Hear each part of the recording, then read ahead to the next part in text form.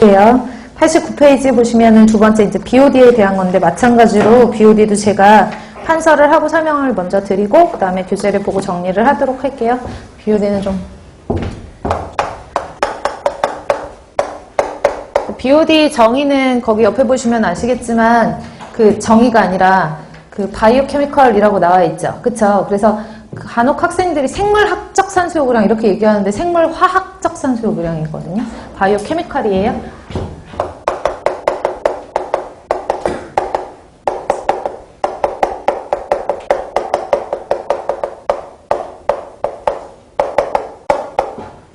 첫 번째 정의는 자, 수중에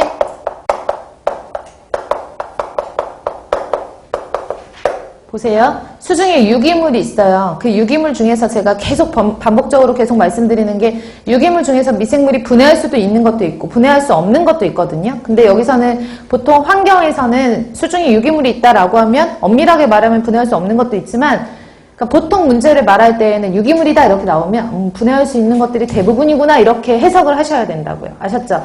그래서 수중에 있는 유기물을 누가 호기성 미생물이 근데 여기서 말하는 호기성 미생물이 원생 동물도 될 수가 있고요. 아니면은 우리가 보통 얘기하는 호기성 박테리아를 주로 얘기를 하거든요. 그래서 호기성 박테리아 같은 것들이나 원생 동물이나 이런 호기성을 띠는 미생물이 다 총칭해가지고 이 미생물 수중에 있는 유기물을 호기성 미생물이 뭐 한다 그랬죠? 산화 분해 할 때 호기성 미생물은 유기물을 산화 분해하면서 물속에 산소를 쓴다 그랬죠? 소비하는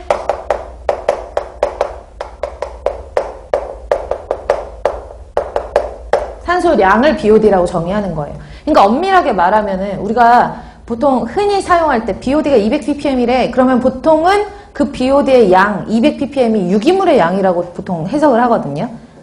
일반적으로 통용돼서 얘기를 하는 거는. 근데 사실은 BOD라는 것은 BOD가 높으면 유기물이 많다라는 걸 의미하는 건 맞지만 사실은 그 BOD 자체가 유기물 양을 말하는 건 아니에요. 그쵸? BOD는 수중의 유기물을 미생물이 산화 분해할 때 소비하는 산소량이기 때문에 이 산소량이 많네? 그러면 수중의 유기물이 많네? 라고 해서 BOD가 높은 물은 오염된 물이라고 이렇게 우리가 일반적으로 일반화시켜서 얘기를 하는 거라고요. 아셨죠?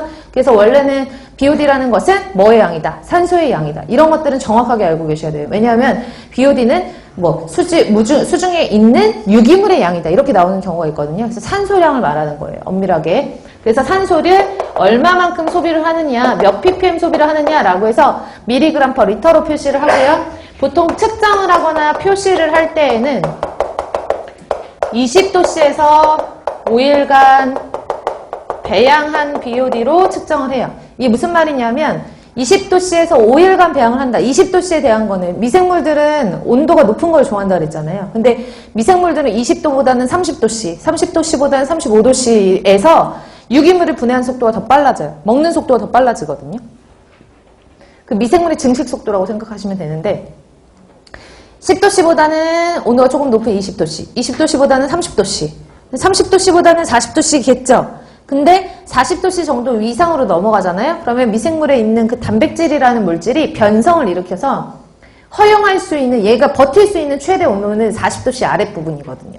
그래서 보통 실험을 할 때 이제 미생물들이 좋아하는 온도는 몇 도씨 부근이야? 라고 하면 약 20에서 30 정도의 그 중온성 정도의 그 온도를 좋아해요. 그러니까 BOD를 정확하게 측정하려면 미생물들이 잘 활동할 수 있는 그 온도를 기준으로 잡아줘야 되니까 20도씨에서 유기물을 분해하면서